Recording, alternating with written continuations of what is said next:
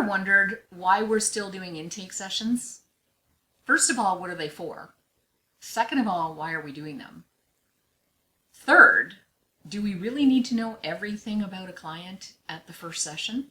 My name's Kate Harper, and I've been teaching people how to do intake sessions for 25 years. Today, I'm going to teach you a 3-step system to start the therapeutic relationship going in the first 30 seconds. Please stay with us and let's get going. So let's talk a little bit about intake sessions. What is an intake session? So first of all, let's take a look. Here we have our intake session. So we have our intake session. Pretty standard. They're done during the first session when we meet people. And they're often related to a list of questions that we, the therapist, have for the client to really create a very full history. We really want to create, collect all this information, all this data, so that we can really understand who the client is. But my question is, why do we need this all on day one? So let's take a look at what we normally ask. We give people an intake form to complete, and sometimes we give them an intake form with some questions and then ask them another list of questions. We have this type of intake, this type of intake, this type of intake. So we've got all these intake forms, this list, we'll probably come up with 100 questions that are on various intake forms. But again, my question today is, why are we doing this? Do we need to reconsider doing intake sessions? My hypothesis today is that we do, and hopefully I'll be able to argue that hypothesis by the end of our talk today. So let's take a look at what does this intake questionnaire or line of questioning from the therapist involve. First of all, we often ask about family of origin, right? So tell me about your mom and dad and your brothers and sisters and where you grew up. It's a stranger we've never met. So let's dive into the most traumatic thing we're ever going to talk about on the first day. So we're going to ask them about their occupation. We're going to ask them about their psychiatric history. We're going to talk a little bit about some of the questions asked if they've ever been sexually abused, because that's a good first day question. We also have family of origin, mental health history. So we want to know that. We might also want to know if they have been suicidal, right? So we might want to be asking that question. We want to know how old they are. We want to know, if they're on any medications. Take a second and just think about what else might we want to know on an intake session. These are just a few. We also want to know about strengths. We often ask about that. This is good. All of these are really, really good things to know. But again, my question is, do we need to be doing this on the first session? And my theory is no. We only need to know one thing at the first session. And the only thing we really need to know about is whether they are currently suicidal or if they are currently at risk. That's what we need to know at the first session. We don't need to know all of this stuff on day one. Now, I work from a psychodynamic, analytic, and neuropsychoanalytic framework, so I tend to do more longer-term therapy. But even if you're doing shorter-term therapy, we don't have to ask all these questions at the first session, all right? We don't need to know all this. We need to know, first of all, are you safe? And I'm going to talk to you about how do we actually ask the suicide question. Well, the way that I do it is I go over the consent forms. Now, I don't go over every detail of the consent forms. I go over really some of the key specific ones, the ones that I really need to clarify. They've been sent a form, they've read it all over, but what I want to do is just have them clarify, really, a few key things. And let's just talk a little bit about that. What do I need to know, right? So I need to know on the first session, are you safe? That's what I need to know. Are you safe? So how do I do that, right? If I'm not doing an intake form with a bunch of intake questions, how am I going to know the answer to this if I'm not doing an intake, right? So I'm doing what we call a relational introduction.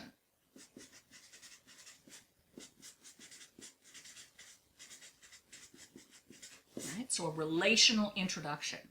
What we want to do is we want to hone in very quickly on the therapeutic relationship. We want to really take a look at, why is this client coming? What's the pain that brings them in here this moment? What pain caused them a few weeks ago to pick up the phone and say, hey, Kate, yeah, this is still a phone apparently. Hey, Kate, I need a session because I'm in trouble, right? So that's the motivation for them to come to therapy. So let's not bog them down with a bunch of questions that we want to know. If we ask all of these questions, that's because that's what I need to know. That makes the session about me. So please stop making sessions about what you need as a therapist. Most of this information can come out slowly over time if we're doing sort of longer term therapy. Shorter term therapies, we can still do this. We can do it over the first 2 or 3 sessions. We don't need to do everything in the first session. So let's slow things down. So we don't need to do all of this. But in a relational introduction, the first thing I want to do is actually say to them, first of all, Brenda, I want to thank you first of all for, having the courage to come and book a session with me. And I also want to sort of acknowledge that I'm a stranger. You don't know me. I don't really know you. We had a consultation a few weeks ago, so, got a bit of a sense of what you were here for. But how does it feel today showing up in session with me, a stranger? When you looked on your calendar last night and you saw, oh, I've got an appointment with Kate tomorrow, this new therapist. What did you feel in your body? Did you feel anything in your stomach? Did you feel anything, in your neck or your breathing change? Did anything sort of start to feel, were you nervous? Maybe not. But again, what were those sort of feelings and how did you feel coming today and joining on Zoom, or whether did you get here okay if you drove in person? Really like to do the relational stuff from the moment I start. I don't start out with the forms, right? I start out with, how are you? What's it like to be here with me? I'm a stranger. How are you doing? Right? So sometimes we start in with all of this. And the main reason that they wanted to come see us, that they mentioned in their consult, a week or 2 weeks ago, that's not even being addressed if I start asking all the questions I want to ask for me, right? This is for my comfort, so I can set up a treatment plan and I can set up my case conceptualization. We don't have to do that on the first day. Let's slow this down. Let's slow this down. Let's slow our own nervous system down so that we can help the clients be in the space with us and get comfortable with us. That's the very first thing we want to do. So I talked to them a little bit about what got you to pick up the phone right now. Yeah, you've been in therapy before, sounds like a couple years ago, but what's going on right now that motivated? And the whole time I'm listening for this. I'm listening for, are you safe? So I got that in the back of my mind. I'm listening, is there, they might mention their kids. So all of this stuff, they're just going to tell me about stuff, and I'm listening for all of the intake questions. And I'm tracking them, right? I might have a notepad and a pen, make some bullet points. So I'm tracking all of this stuff. I have their age from their form. I have them fill in a form. I have what their occupation is. I have some of this stuff on a basic form. I don't ask them if they've been sexually abused on a form. I don't ask them a lot of their family of origin stuff on a form because they're by themselves, alone, filling out a form for someone they don't even know, some stranger, and they're going to fill all this personal information out. It's going to put the walls up. So that's why I don't do intake sessions anymore. I just start in right away doing our psychotherapy sessions, and I use a specific listening ear. I'm listening for, are you safe? So what I want to do is have them tell me what's going on in their life now. What's the current pain? Because that's why they're here. I want to listen to the pain. I want to acknowledge the pain. I want to be with them in that pain so that when they leave the session, they feel heard, they feel understood, they feel like someone gets them, and that can be very different for very different types of clients. Some people might come in and talk a mile a minute, but we'll talk about that in our next video, so stay tuned for that. How do we deal with our people that talk a mile a minute? Then we might have people that don't talk very much at all. We're going to have, I'm going to let you join me for another video on how to work with people that are really quiet and aren't sharing so much, and maybe have walls or defenses or protectors up, right? So I'm listening for, are they safe? Now, during that first session, it really is about what Carl Rogers talked about, unconditional positive regard, and a humanistic perspective, which means I'm just with you in the space. It's just me and you in the space, and I'm listening, and I'm validating, and I'm hearing, and I'm paraphrasing, and I'm clarifying, Brenda, did I get this right? What I'm hearing, from our first session today, I hear that you got a lot going on with your kids. I hear that you've got a lot going on with your job, and I'm also hearing a little bit about some stress at home and your relationship. So what I'm hearing overall, Brenda, is that you've got a lot going on right now. And, I'm really glad you're able to share that with me. How are you taking care of yourself right now? So often that's how I'll do my summation, right? A bit of a summary during, when we're almost ending the first session. I want to check in with the client. So I check in every session when they come here. How are you feeling showing up here today? What are you feeling in your body? I want to get the client used to me asking what's going on in their body right away, because I'm going to be asking all the time for them to check in with their body, because their body's going to tell them a little bit more than they might be aware of before they're aware of it. So I want to ask them that. But at some point during the session, probably in the middle somewhere, I'll let them talk for a little bit. And I'll also talk a little bit about, the forms that they filled out.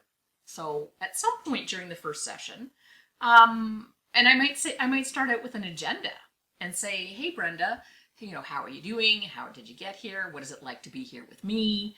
And then I might say, for today, I'm hoping you can spend a little bit of time telling me a little bit about, what got you to pick up the phone and call right now, what's going on in your life right now. But I want to save some time just to go, quickly chat a little bit about the forms that you were sent, about your consent. And I also want to just clarify if you had any questions about that. So we want to do that before the end of the session too. So that's just our agenda for today. And you answered a few questions on the form, and we'll go over that over the next few weeks as well. We might touch on some of the questions in the forms. But today I really want to get a sense of what's going on with you and get to know really what's causing you stress right now in your life. In any event, at some point during the first session, I do like to be listening for the safety here, but I also do want to go over some elements of the consent form. And one of them is the safety issue, harm to self or others. So I usually will say, Brenda, I know you filled out some forms for me and you signed off on all of the consent forms, and I just wanted to check in with you and clarify a few points. One of them really talks about confidentiality. And what that means is that everything that we talk about stays in these four walls, or stays, what happens on Zoom stays in Zoom, so to speak. Nothing that you share with me can be shared with anyone else, unless I have your consent, of course, if that's something that you ever wanted to have me share information with anyone else. But there are times that I do have to break confidentiality. And one of them is if you've ever been suicidal, or if I'm worried about your safety in terms of harm to self or others. And what that means is that if you were, to be suicidal and I was worried about your safety, I would have to break confidentiality. Now, the first thing I do is not pick up the phone and call 911. What I do want to do is talk a little bit about, if you are feeling unsafe, let's talk about what triggered that. What's going on for you now? What are some of the feelings that are happening now? In terms of breaking confidentiality, my first choice is always to call your emergency contact or someone that you feel comfortable with, right? And if that's not an option, then I do want to make arrangements for you to be seen medically. But again, we're going to talk about this stuff. It's not where I'm just going to pick up a phone and call 911. And do you have any questions about that, Brenda? About that part of the consent form? Then I'll say, Brenda, have you ever had suicidal thoughts? or a history of suicidal thoughts? Is that ever something that's come into your mind? They might say yes, they might say no. And then I might say, is that something, like, how long ago was that? They might say, well, it was a few years ago, and so you haven't had any of those. So I'm doing a little bit of a crisis assessment in that first session, just listening for it. If it hasn't been clear in all of this, if I haven't picked up that anything's, a problem right now, I do want to specifically ask it in the first session. And so that's when I do it, when I'm explaining that part of the consent form, and it kind of rolls into it casually, right? And so they might say, no, I've never had any history of that. And I said, okay, that's great. Do you have any questions about that? No. Or they might have had a history of it, or they might say, yes, I'm having suicidal struggles right now. And they might not have wanted to share that had I not made it okay for them to talk about it here. And so I say, well, listen, we don't have very much time left today, but I do want to use this time just to check in on that, And so today maybe we should talk a little bit about that. Is this sort of a passive, if I don't wake up tomorrow type of suicidal ideation? Or is it something where you've sort of got an idea of how you might do it, or a plan of how you might do it? So I do sort of want to ask those questions just to do that assessment if it is current, for sure. So, and then my first session might take a different tone. Right?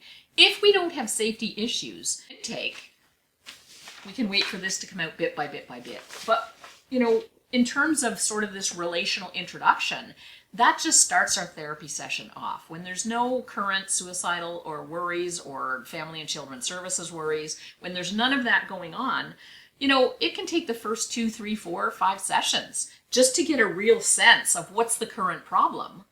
And then I'm also listening for whether there's any family of origins around that. And we're going to take a look at that in our next video. So stay tuned with us.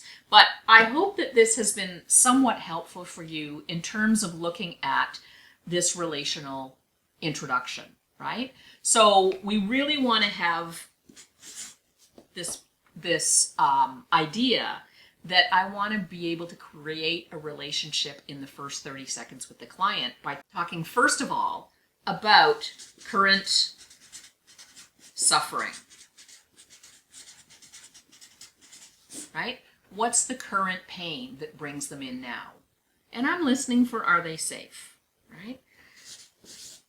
The second thing I want to do is have that client leave knowing that they were heard. That's my only goal, right? Another pet peeve of mine is therapists who start giving homework and some kind of thing to do during the first session. You just met me. If I start giving homework out now, you don't trust me, you don't know me, you don't feel comfortable, you don't feel safe. I wouldn't do homework if I gave it to me at that point. So stop giving out homework in the first early sessions. Let the client get used to being with you. You'll have more compliance if you stop pushing your agenda to fix them and start letting them be with you, and they will then want to fix themselves. All right? So that's it for today. Thank you so much for joining us today. Please take a look at our next video on clients who are talking slower, clients who are talking faster, and sort of how to continue on with this relationship. If you enjoyed watching this video about certain aspects of relational neuropsychodynamic psychotherapy, please feel free to join our full course. It's a 12-hour course that covers many topics above and beyond what we discussed today. You can learn more about the 7 emotional systems in the brain, how to work from a relational neuro-attachment-based lens, and much, much more. Please go to the links in the description, and I look forward to working with you soon. Bye-bye.